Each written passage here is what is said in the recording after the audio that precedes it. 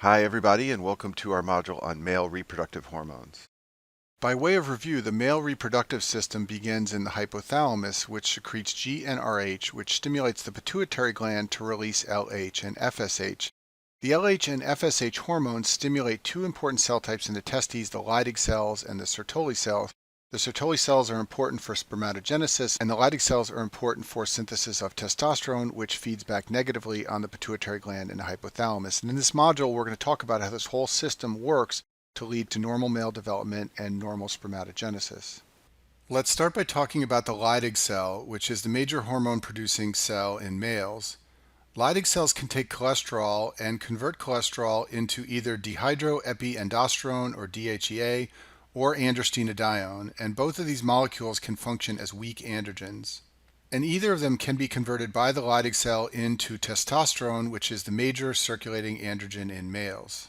Now, I just want to point out here that the adrenal cortex can also produce androgens. Both DHEA and androstenedione can be produced by the adrenal gland, and this is an important source of androgens, especially in females. The adrenal cortex does not, however, have the enzyme to produce testosterone, so that only comes from the Leydig cell in males. There is another androgen called dihydrotestosterone, or DHT, which is synthesized largely in the periphery. Testosterone coming from the Leydig cells enters the circulation and is converted to DHT in peripheral tissues using an enzyme called 5-alpha reductase. If you look at the bottom of the screen here, the structure of testosterone is shown on the left, the structure of dihydrotestosterone is shown on the right. What 5-alpha reductase does is add two hydrogens to eliminate this double bond, hence the structure becomes dihydrotestosterone. And many testosterone effects are mediated by DHT. DHT has a higher potency for androgen receptors than testosterone. It binds the androgen receptor more strongly than testosterone. It also forms a more stable structure than testosterone. There is a drug called finasteride which inhibits the enzyme 5-alpha reductase. This will decrease the conversion of testosterone to DHT, and this is used in the treatment of prostatic hyperplasia, which I talk about in the prostate video in the reproductive section. But benign prostatic hyperplasia is driven by DHT, so if you inhibit 5-alpha reductase, you limit the amount of prostatic hyperplasia. This drug is also used in the treatment of hair loss in men, and we'll talk about that later in this video. Testosterone can also be converted to estradiol. This occurs in adipose tissue and also in Leydig cells. The enzyme that carries out this conversion is called aromatase. If you look at the bottom left side of the screen, again is shown the structure of testosterone. What aromatase does is remove this carbon here and create three double bonds in this ring here.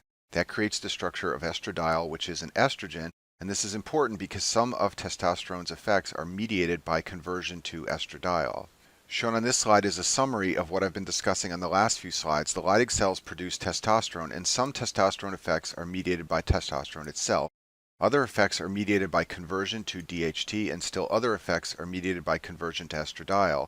So in the next few slides, we'll talk about what testosterone does, and I'll point out whether the effects are mediated by testosterone, DHT, or estradiol.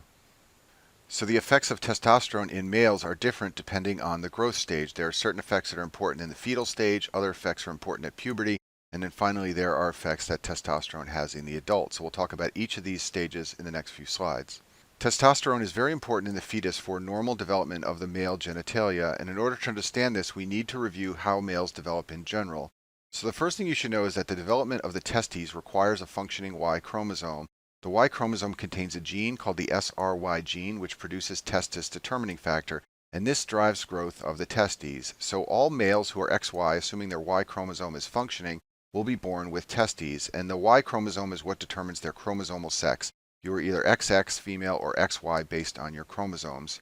The growth of your internal and external genitalia, however, requires hormones, so it's possible for you to have a Y chromosome and testes, but to not have normal male genitalia. In order for the normal male genitalia to occur, your hormones, including testosterone, have to develop normally. So you can divide up the male genitalia into the internal and external genitalia. The internal genitalia are things like the seminal vesicles, the epididymis, the vas deferens, and all of these are derived from an embryonic structure called the mesonephric ducts, and all of these depend on testosterone for normal development. The external genitalia are things like the penis and the scrotum, also the prostate and parts of the bladder. These are all derived from an embryologic structure called the urogenital sinus, and development of these structures requires normal levels of DHT. On this slide, I've summarized the role that testosterone plays in development of male sexual characteristics in the fetus, and this will be important in the next few slides when we talk about abnormalities of sexual development in the male. So everything begins with the Y chromosome, which contains the SRY gene.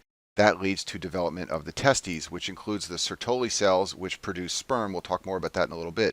And also the Leydig cells, which make testosterone. Testosterone goes and triggers the mesonephric ducts to develop into the internal male genitalia.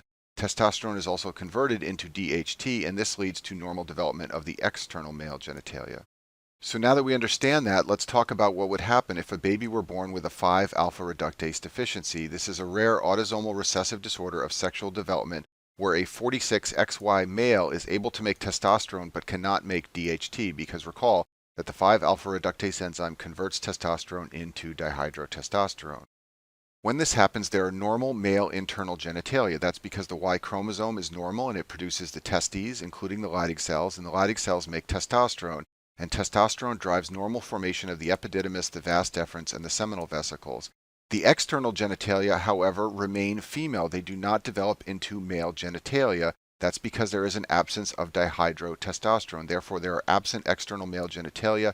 There are a range of female genitalia that can be seen. Sometimes there is a hypospadias, which looks like a small penis. Sometimes this is diagnosed at birth due to the presence of ambiguous genitalia. However, other times the baby appears to be female because it's not recognized at birth that internally there are normal male structures. So the typical case of 5-alpha reductase deficiency that you should be prepared to recognize for your board exams is either a male who is born with ambiguous external genitalia, or it may be a female child who is raised as a female and then develops masculinization at puberty. This is a common presentation because sometimes the baby appears to be female, and it's not until puberty, when the Leydig cells produce lots of testosterone, that it becomes obvious that something is wrong. In either case, there will be a blind vagina and absence of the uterus. There are bilateral undescended testes, and on serum testing there are normal testosterone levels. And this is the tip-off they're probably going to tell you in a board question to help you recognize that it's a 5-alpha reductase deficiency and lack of dihydrotestosterone. And if we go back to this overview here, the problem in a 5-alpha reductase deficiency lies at this step. So the external genitalia do not form normally and DHT is not synthesized. Testosterone levels, however, are entirely normal, so that the internal genitalia are normal. The Leydig cells, testes, and Sertoli cells are also entirely normal.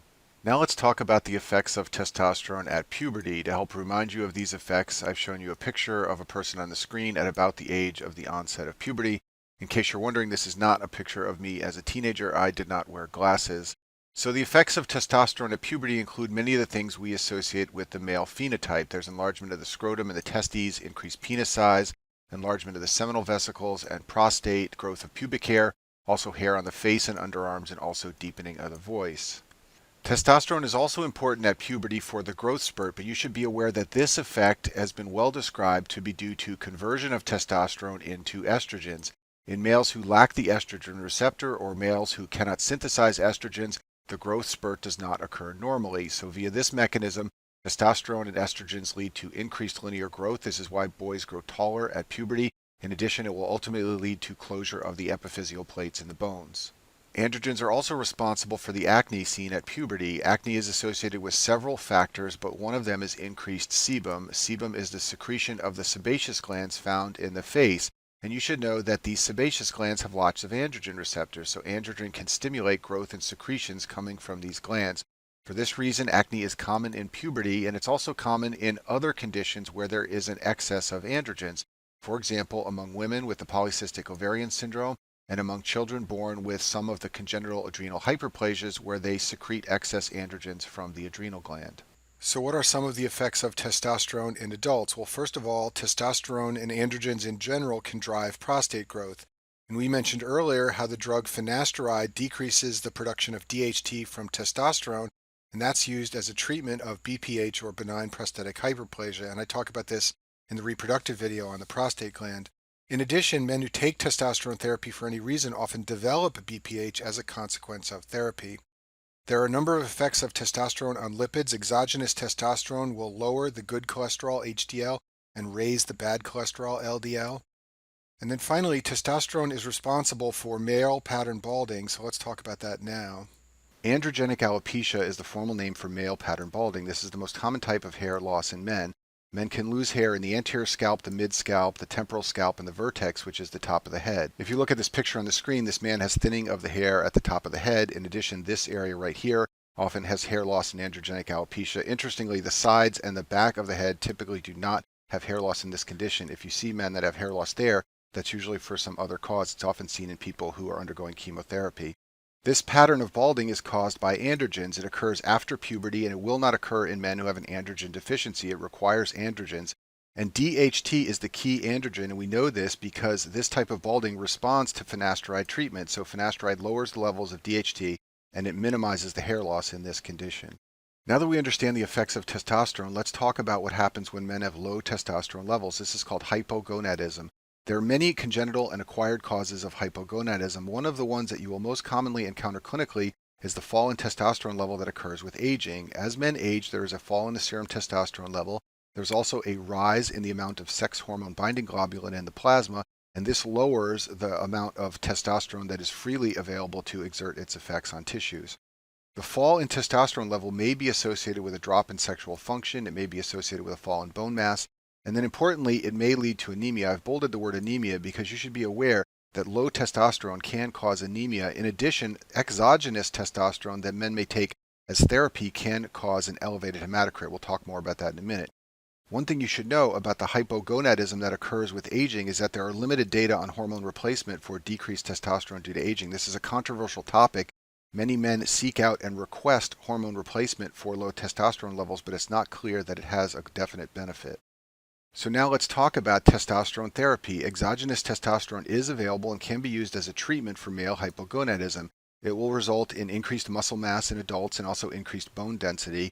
It has some potential adverse effects. First of all, it can raise the hematocrit. This is a normal response to testosterone therapy.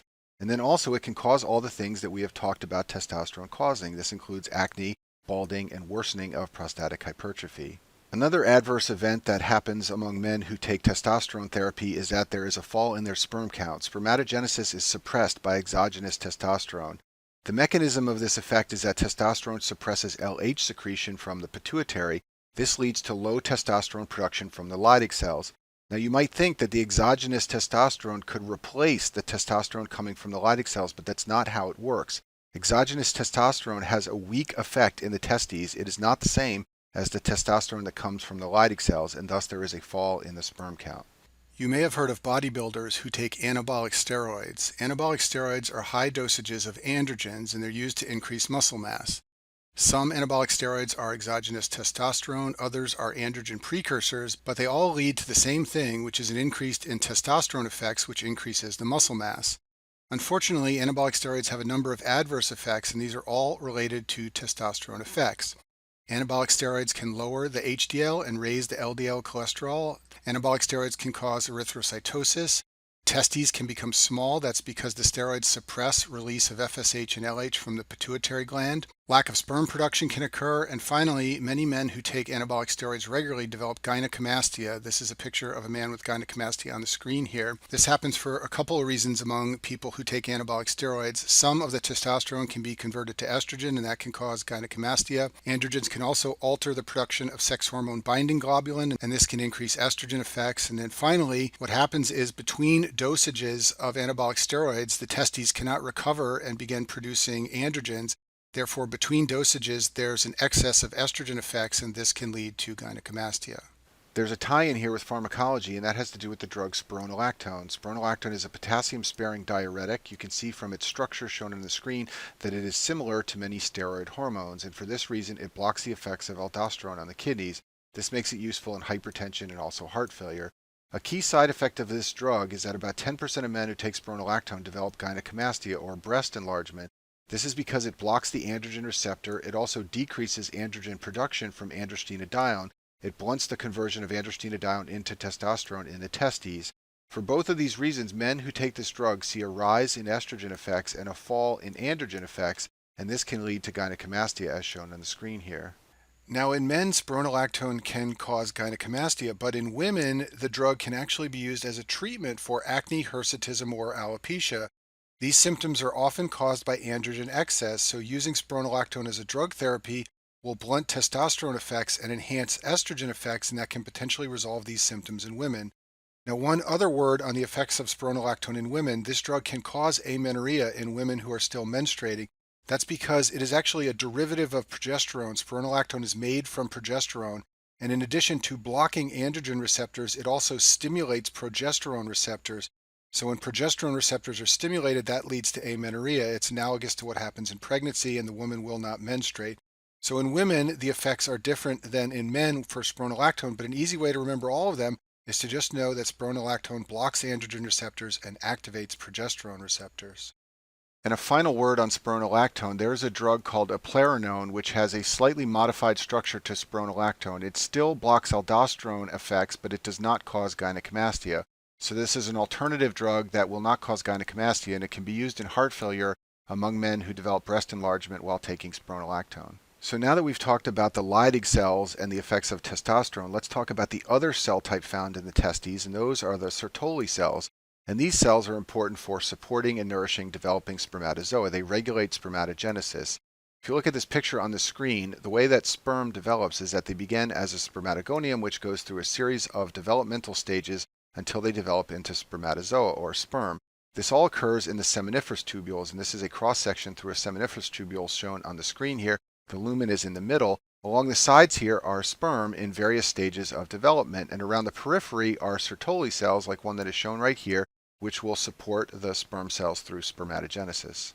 Sertoli cells are stimulated by FSH coming from the pituitary, and they are supported by the Leydig cells, which secrete testosterone and release it onto the Sertoli cells in a paracrine fashion. So the important point here is to recognize that you need both FSH and LH for normal spermatogenesis. In that picture I showed you before, we saw a seminiferous tubule with Sertoli cells around the periphery, and they form a tight barrier to isolate the sperm cells. This is called the blood-testis barrier. The tight junctions between adjacent Sertoli cells form this barrier. It isolates the sperm, and it protects them from autoimmune attack from the body. The Sertoli cells secrete an important substance called inhibin B, which exerts negative feedback on the pituitary gland to inhibit FSH.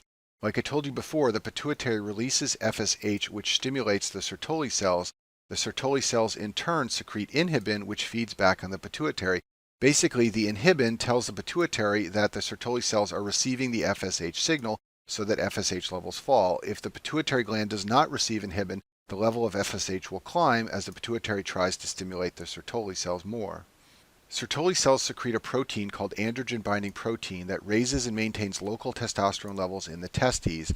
Because of androgen-binding protein, the intratesticular testosterone concentration can be 100 times higher than that of the periphery, and this is part of the reason why exogenous testosterone leads to a fall in the sperm count. Exogenous testosterone can never replace the testosterone that naturally occurs in the testes when the Leydig cells synthesize the hormone and it binds to androgen-binding protein. Sertoli cells also produce a hormone called anti-Mullerian hormone. This is important in male development in the fetus because it results in degeneration of the Mullerian ducts and the female structures. So let's talk about anti-Mullerian hormone in a little more detail. In utero, very early on in development, whether the baby is XX or XY, there are initially two reproductive systems present. First of all, there is an indifferent gonad which can potentially develop into either ovaries or testes. There is also a female structure called the paramesonephric or Mullerian duct and a male structure called the mesonephric or Wolffian duct. If the baby has a Y chromosome, this will lead to the development of testes, and the testes include Sertoli cells. Those Sertoli cells will secrete anti-Mullerian hormone, which is also sometimes called Mullerian inhibitory hormone or Mullerian inhibitory substance. This hormone leads to the degeneration of the female or Mullerian system. It leaves behind the gonad, which becomes the testes and the mesonephric ducts. Now that we understand that, we can go back to this slide and add the fact that the Sertoli cells secrete Mullerian inhibitory hormone, and this leads to the degeneration of the female or Mullerian structures. And this is why boys aren't born with a uterus and fallopian tubes. Even though they initially in utero have a Mullerian duct, it goes away because of the Sertoli cells and the secretion of Mullerian inhibitory hormone. Now we have all the pieces in place to understand a rare disorder that they like to ask you about on your boards to test your understanding of male sexual development. This disorder is called the complete androgen insensitivity syndrome. In this disorder, male babies with an X and a Y chromosome are born appearing to be female. This disorder is caused by mutations of the androgen receptor. It occurs in males with an X and a Y chromosome. These babies are born with no ovaries. That's because they do have a Y chromosome. Therefore, the testes form in utero. They have a functioning SRY gene. The problem results because there is no cellular response to androgens, and for this reason there is no internal or external male genital development. In addition, the Sertoli cells in the testes are present and they are secreting Mullerian inhibitory hormone. This leads to degeneration of the Müllerian structures, so even though these babies are born appearing to be female, they will have an absent uterus and fallopian tubes.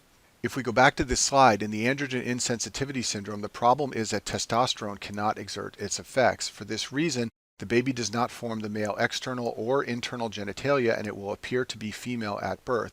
The Sertoli cells are, however, present, and they secrete Müllerian inhibitory hormone, and this leads to degeneration of the Müllerian structures, and therefore the baby is born without a uterus or fallopian tubes. This disorder is sometimes diagnosed at puberty when a child who appears to be a girl develops breasts but does not develop armpit or pubic hair.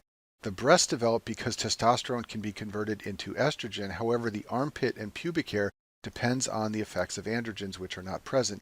In addition, there is amenorrhea. That's because the child does not have a uterus, and there are also usually abdominal testes. Another way this disorder is sometimes diagnosed is in a child who appears to be a girl who develops an inguinal mass, and when that mass is biopsied, it's determined that the mass is testes, and those are undescended because the child has the androgen insensitivity syndrome. This slide shows an algorithm so you can better understand disorders of sexual development. So if a baby is born with ambiguous genitalia or a child develops abnormally at puberty, the first test you want to do is a karyotype to determine whether the child is XX or XY. The next test you want to do is to look for the presence of Müllerian structures. Basically, you want to see if there is a uterus or fallopian tubes. If the Müllerian structures are present, it means that there is an absence of functioning testes, because if the testes are present and they are working, then the Müllerian structures will degenerate. So let's consider the case of an XX female who does have Müllerian structures present. This is often due to congenital adrenal hyperplasia. In several of the adrenal hyperplasias, there is an excess of androgens produced from the adrenal gland, and this can lead to development of ambiguous genitalia or abnormal puberty in a child who has two X chromosomes. In the case of a child with an X and a Y chromosome, if the Müllerian structures are present, that means there's some problem with the gonads. They did not develop normally, and there was no secretion of Müllerian inhibitory hormone. If there is an absence of the Müllerian structures in a child who is XY, then the problem is lack of androgens in some form. This could be due to some of the more rare congenital adrenal hyperplasias. In some of those syndromes, there is a lack of androgens. It also could be due to androgen insensitivity, or finally, it could be due to low levels of dihydrotestosterone. But whatever the reason, there is a lack of androgen effects if you have an XY child who has an absence of Müllerian structures. It means the testes are working, but there's a lack of androgens, and therefore the child is not developing normally. I'm going to finish this module by talking about temperature effects on the testes. There's a reason that the testes are in the scrotum and not in the abdomen, and that's because spermatogenesis is more effective when the temperature is reduced. You can imagine how this developed evolutionarily. Males who had their testes in the scrotum were more effective at spermatogenesis and hence were able to reproduce more effectively. It turns out that the Sertoli cells and Leydig cells do not respond the same to changes in temperature. The Sertoli cells are very sensitive to temperature. When the temperature rises, there's less spermatogenesis. They also release less inhibin, and this leads to a higher FSH level. The Leydig cells, on the other hand, are less sensitive to temperature, and for this reason, testosterone production is usually maintained even at higher temperatures. This is important in the disorder called cryptorchidism, which literally means hidden testes. This is usually due to undescended testes that remain in the abdomen or stay in the inguinal canal and do not travel all the way into the scrotum, and it can be unilateral or bilateral. In either case, the testes will be exposed to higher than normal temperatures. Now that you understand that, you can understand some of the complications of cryptorchidism. So undescended testes lead to low sperm counts. That's because of the effect of higher temperature on the Sertoli cells. In addition, there will be low inhibin levels, and I've bolded this because this is the type of thing they like to ask you on step 1. Undescended testes carry an increased risk of development into germ cell tumors, and for this reason they need to be corrected or removed. In addition, children with cryptorchidism often have inguinal hernias. That's because the testes do not descend normally through the inguinal canal. And then finally, a risk of undescended testes is the development of testicular torsion. This is when the testicle rotates and twists the spermatic cord. This leads to compression of the veins and it drops the blood flow, and this can lead to hemorrhagic infarction of the testes, and this is a very dangerous condition. This condition is often diagnosed in children when the scrotum is examined and one or both of the testes are missing. This condition can initially be observed. The testes may descend on their own. They usually do this by 6 months of age. The surgical procedure to correct cryptorchidism is called an orchiopexy. It's surgical placement of the testes in the scrotum. When this is done, the sperm counts usually become normal, and this is usually done after 6 months of age if the testes don't descend on their own. A special note on bilateral undescended testes. This occurs when a baby that appears to be a male has bilateral non-palpable testes. The dangerous cause that you must consider in this situation is that the baby may not be a male, but may in fact be a female. This can happen in some of the congenital adrenal hyperplasias. In some of these disorders, females with two X chromosomes are exposed to increased androgens.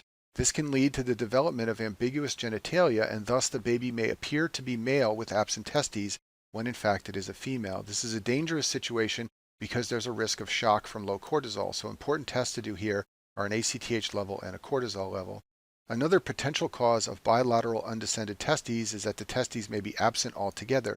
This can occur if they don't develop normally or if they atrophy. This sometimes happens if there's intrauterine vascular compromise. To make this diagnosis, serum testing is often done. Because the testes are absent, you will see high levels of LH and FSH, and there is an absence of Müllerian inhibitory hormone. A final clinical situation where temperature effects on the testes are important is in varicoceles. A varicocele is a dilatation of veins in the scrotum. Specifically, it's a dilatation of the pampiniform plexus of the spermatic veins. If you look at this picture on the screen, you can see that the veins in the scrotum form this web of structures here. That's called the pampiniform plexus. And if a portion of that becomes dilated, that is called a varicocele. Varicoceles occur when there is some obstruction to outflow of venous blood from the scrotum, and you should know that they are more common on the left. The reason for this is a very high-yield tie-in with anatomy that you should know for step 1 of your boards. So the left spermatic vein drains into the left renal vein, which then has to cross the midline to reach the IVC. So there's a long course that venous blood has to travel when exiting the left side of the scrotum. In particular, the left renal vein can be compressed between the aorta and the superior mesenteric artery. This is called the nutcracker effect, and this can lead to high pressure behind the obstruction, and that sets the left side up for development of a varicocele. On the right side, in contrast, venous blood drains directly into the IVC, and there is no nutcracker effect. Therefore, right-sided varicoceles are much less common. And then another high-yield thing to know about varicoceles is that they're associated with renal cell carcinoma, which can invade the renal vein and obstruct the outflow of venous blood. In particular, right-sided varicoceles are so uncommon that when they occur, one of the things you have to consider is that there may be a renal cell carcinoma present. The symptoms of a varicocele include scrotal pain and swelling. Men sometimes describe a feeling like there's a bag of worms in their scrotum. If you look at the top of the screen here, there's swelling on the left side of this man's scrotum. That's typical for a varicocele. There is more swelling if the man valsalvas or stands. Both of these maneuvers decrease the blood flow from the scrotum and can increase the size of the varicocele.